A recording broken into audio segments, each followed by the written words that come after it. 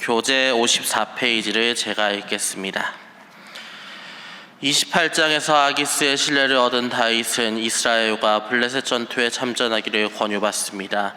사울은 전쟁의 승패를 알고자 신접한 여인을 만나 사무엘을 불러내려 합니다. 엔돌의 무녀가 불러낸 사무엘은 사울이 전쟁에서 패할 것이라고 예언합니다.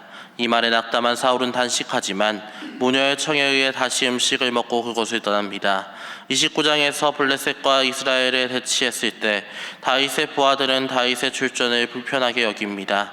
다윗은 항변하지만 아기스는 좋은 말로 달래어 다윗을 돌려보냅니다. 어제 본문에서 다윗은 가드왕 아기스에게 신뢰를 얻게 되었습니다. 아기스는 이전까지 망명한 다윗의 충성을 의심했었지요. 그래서 다윗이 제안했을 때에 시글락 땅을 주어서 다윗과 다윗의 무리가 그곳에 머무르게 했습니다. 하지만 다윗은 유다 땅에 있는 이방 족속을 토벌한 후 적당히 동족의 땅을 친 것처럼 애매하게 이야기했지요. 물론 이는 가드왕 아기스가 충분히 알아볼 수 있는 내용이었으나 어쨌든 이로 인해 그는 다윗을 완전히 믿게 되었습니다. 모두 하나님의 은혜였습니다. 하지만 때로는 은혜가 위험으로 바뀌어 다가오기도 합니다. 오늘 본문 1절과 2절은 아기스가 이스라엘 전투에 다윗의 출전을 명령하였다라고 이야기합니다. 물론 다윗도 이에 동의했지요. 하지만 마음은 복잡했을 겁니다. 그리고 이 전쟁으로 마음이 복잡한 한 사람이 또 나옵니다. 바로 사울입니다. 본문 5절의 말씀입니다. 5절의 말씀 우리 함께 읽겠습니다. 사울이 블레셋 사람들의 군대를 보고 두려워서 그의 마음이 크게 떨린지라. 아멘. 블레셋 군이 이스라엘 수넴에 진을 쳤습니다. 이스라엘 깊숙이 있는 땅입니다. 이는 당시 이스라엘군이 얼마나 열세였는지 알려주지요. 그리고 이 때문에 사울은 두려웠습니다. 어쨌든 블레셋군의 강함을 잘 알고 있었으니까요. 하지만 사울을 두려워하게 하는 진짜 이유는 따로 있었습니다. 6절에 이렇게 나옵니다. 여호와께서 꿈으로도 우림으로도 선지자로도 대답하지 않으셨다라고요. 이게 왜 두려움의 이유입니까? 어쨌든 오늘 본문은 이스라엘의 위기를 말하고 있습니다. 이스라엘 땅 깊숙이 블레셋이 진을 쳤습니다. 그런데 이 이스라엘의 위기에서 진짜 왕인 하나님께서는 요지부동입니다. 사울도 이게 너무 힘들었습니다. 물론 이전 본문들은 하나님께서 사울을 버리셨고 사울도 하나님을 멀리하는 행동들을 계속적으로 보여주고 있음을 나타내었지요. 하지만 사울도 그 이전에는 하나님으로 인해서 경험한 게 많았습니다. 은혜 받은 게 많았습니다. 그래서 이러한 순간에는 하나님께서 무슨 말씀을 해주셔야 하는 게 아닌가라는 기본적인 인지가 있었던 겁니다. 그런데 이 위기의 순간 하나님께서 아무 말씀을 안 하시니까 너무나 힘들었던 거지요. 그래서 걱정이 됩니다. 떨리는 마음을 주체할 수 없었습니다. 그렇다면 이 마음을 어떻게 풀려고 합니까? 7절 상반절에 이런 말이 있습니다. 사울이 그의 신하들에게 이르되 나를 위하여 신접한 여인을 찾으라. 사실 이건 사울의 행보와 정확히 반대되는 일이었죠. 3절을 보면 사무엘이 죽은 후에 사울이 무당을 쫓아냈다고 나와 있습니다. 아마도 이전에 다윗을 쫓다가 하나님의 영이 임해서 자신이 당했던 일이 기억나서 그랬을 겁니다. 그래서 무당들을 쫓아냈지요. 그런데 이 말을 한 지 얼마 되지도 않아서 무당을 찾았다. 이건 자기가 한 말을 못 지키는 상황이 된 겁니다. 사울은 왜 이렇게까지 무리수를 둡니까? 불안해서 그랬겠지요. 한번 생각을 해보십시오. 하나님 없이 살아가는 사람들, 인생에 힘들면 뭐 합니까? 그냥 당당하게 그 힘든 인생, 그때 느끼는 불안감을 잘 이기면서 살아갑니까? 아닙니다. 자신이 감당할 수 없는 두려움이라면 그것을 누군가에게 물어보게 됩니다. 친구에게, 가족에게, 존경하는 사람에게, 그리고 그것도 안 된다면 무속적인 방법 또는 종교적인 방법, 무당집에 찾아가서 사주팔자를 보기도 하고 점을 보고 그러면서 불안감을 해소하려고 하지요. 그래서 사울도 몰래 무당을 찾아갔습니다. 엔돌에 용한 무당이 있다고 하니까 거기까지 갔습니다. 그리고 절대 못하겠다고 손사래를 치는 그 무녀까지 설득을 하여서 강신술을 하게 되었지요. 그 강신술로 죽은 사무엘이 나타났습니다. 그리고 그 사무엘이 이렇게 말합니다. 16절과 17절의 말씀입니다. 16절과 17절의 말씀 우리 함께 읽겠습니다. 사무엘이 이르되 여호와께서 너를 떠나 내 대적이 되셨거늘 내가 어찌하여 내게 묻느냐. 여호와께서 나를 통하여 말씀하신 대로 내게 행하사 나를 내 손에서 떼어 내 이웃 다윗에게 주셨느니라. 아멘. 여호와께서는 내 대적이 되셨다. 이스라엘을 내 손에서 떼어 다윗에게 주었다. 이 말을 들은 사울은 몸져 눕게 되었습니다. 다행히 무당의 권유로 음식을 먹고 약간의 기력은 회복했지만 어쨌든 불안한 마음은 어쩔 수가 없었지요. 그리고 이러한 마음은 우리에게도 마찬가지로 나타납니다. 사실 하나님과 멀어졌다고 항상 불안한 건 아닙니다. 일이 술술 잘 풀리고 잘 나갈 때야 하나님 가까이 안 있어도 마음이 편할 수 있습니다. 그래서 직장 때문에, 가정 때문에, 상황 때문에 예배 못 드린다, 교회 못 나오겠다, 신앙생활에서 어쩔 수 없이 멀어졌다 라는 이야기를 할 수 있는 겁니다. 하지만 인생에 항상 창창한 날만 있는 것은 아니지요. 때로는 스스로 해결할 수 없는 어려움이 찾아오기도 합니다. 그럴 때 하나님과 멀리하거나 하나님을 모르는 사람들은 어떻게 합니까? 아까 얘기했듯이 남의 힘에 의지하려고 합니다. 권위자의 말에 의지하기도 하고 신통한 방법이 있다고 하면 가장 먼저 그 방법을 알아보러 가고 그것도 안 되면 무속적인 힘, 종교적인 힘에 의지하기도 하지요. 하지만 그렇다고 되겠습니까?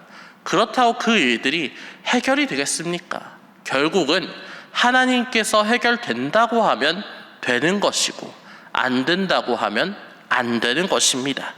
그렇기에 어려움 속에서 우리가 가장 먼저 해야 하는 것은 그 결정권을 가진 하나님을 인정하는 것입니다. 그 하나님께 무릎을 꿇는 거죠. 나의 미력함을 내어놓고 주님을 온전히 높여드리는 것, 그동안의 죄를 회개하고 그분의 이끄심을 바라는 것, 그것만이 우리가 할 수 있는 최선의 방법이라는 겁니다.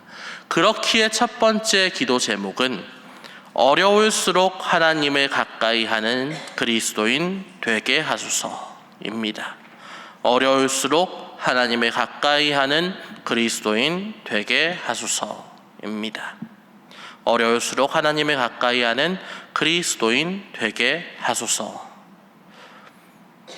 네, 우리 다 쓰셨으면 다음 본문 29장 3절을 한번 읽어보겠습니다. 29장 3절의 말씀 함께 읽겠습니다.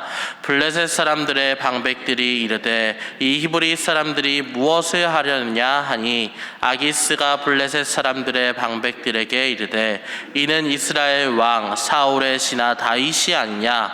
그가 나와 함께 있은지 여러 날 여러 해로되 그가 망명하여 온 날부터 오늘까지 내가 그의 허물을 보지 못하였노라. 아멘. 사울의 불안함을 비춰준 저자는 이제 다윗에게로 그 시선을 돌립니다. 다윗의 출전 소식에 블레셋의 방백들, 신하들이나 또는 그 군대를 통솔하는 수령들이 반대를 하기 시작했지요. 사실 당연한 일입니다. 이전 사울의 신하였던 다윗이 이스라엘과의 전쟁에 나간다는 것은 어쨌든 쉬운 일은 아니었으니까요. 물론 가드왕 아기스는 다윗 편을 들어줍니다. 온전히 신뢰한 그 마음을 이렇게 말했지요. 다윗이 온 이래로 그가 허물이 될 만한 일을 하는 것을 보지 못했다. 하지만 이렇게까지 변호를 한다고 해서 방백들의 마음이 변하는 건 아닙니다. 다른 나라라면 모를까? 다른 나라와의 전쟁, 다른 족속과의 전쟁이라면 모를까? 이스라엘은 이야기가 좀 다르지 않습니까? 어쨌든 다윗이 사울의 신하가 지금은 아니라고 하더라도 이스라엘인으로서의 민족성을 부정할 수는 없는 겁니다. 전쟁을 할 때에 그는 블레셋인이 아니고 이스라엘인이지요. 이 사실만으로도 반대할 이유는 이미 충분합니다. 결국 아기스가 다윗을 부릅니다. 그리고 이렇게 이야기를 합니다. 29장 6절의 말씀입니다. 잠시 제가 읽겠습니다. 아기스가 다윗을 불러 그에게 이르되 여호와께서 살아계심을 두고 맹세하노니 네가 정직하여 내게 온 날부터 오늘까지 내게 악이 있음을 보지 못하였으니 나와 함께 진중에 출입하는 것이 내 생각에는 좋으나 수령들이 너를 좋아하지 아니하니. 아멘. 나는 너를 의심하지는 않는다 하지만 군대를 통솔하는 수령들이 너를 의심하고 있다. 좀 이해해달라 라고 이야기했습니다. 이 말을 들은 다윗은 아쉬운 척을 합니다. 실제로 8절을 보면 이렇게 이야기하지요. 내 주 왕이여 어찌하여 저를 이 대적과 원수와 싸우지 못하게 하시나이까 라고요.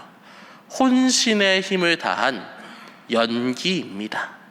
그리고 다윗은 안도했습니다. 왜 안도합니까?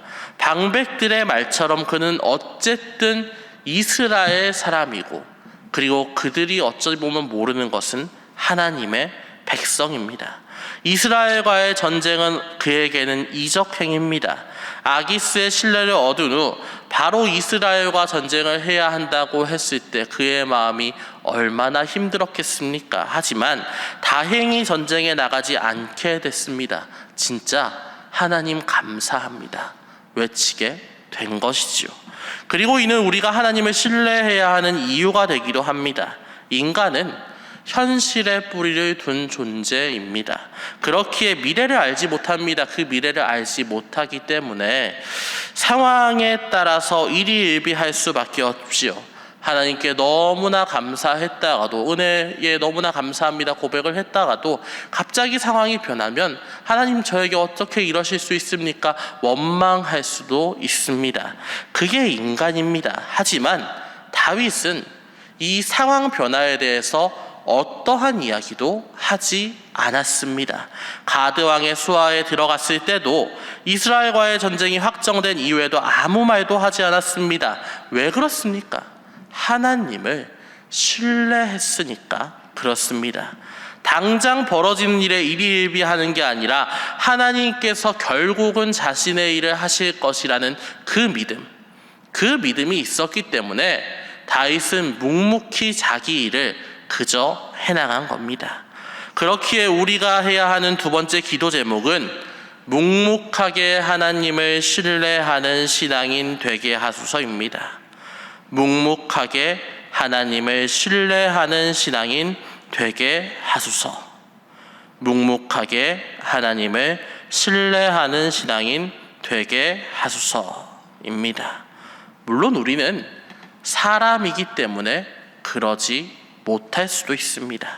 하지만 신뢰란 흔들린다고 무너지는 것은 아닙니다. 흔들릴 때마다 하나님을 바라보면서 이 또한 하나님의 뜻일 것을 믿습니다. 굳건하게 의지하고 흔들리는 마음을 부여잡고 나아갈 때 하나님께서는 반드시 자신의 일을 이루시고 우리를 좋은 길로 인도하실 것이라고 믿습니다. 오늘 하루도 그 하나님을 만나시는 여러분 되시기를 주님의 이름으로 축원합니다. 네, 이 시간에 우리 기도할 때에 어려울수록 하나님을 가까이 하는 그리스도인 되게 하소서, 묵묵하게 하나님을 신뢰하는 신앙인 되게 하소서. 이 오늘 말씀에 대한 두 가지 기도 제목과 해외 일정 중인 위임 목사님의 영육간에 강건하도록, 그리고 힘들고 어려운 성도들과 이웃을 위해서, 금요 기도회를 위해서, 그리고 마음속에 담아놓은 개인과 가정을 위해서 기도하시기 바랍니다. 이 시간 함께 기도하겠습니다. 주여 믿습니다. 주여 믿습니다. 주여 믿습니다.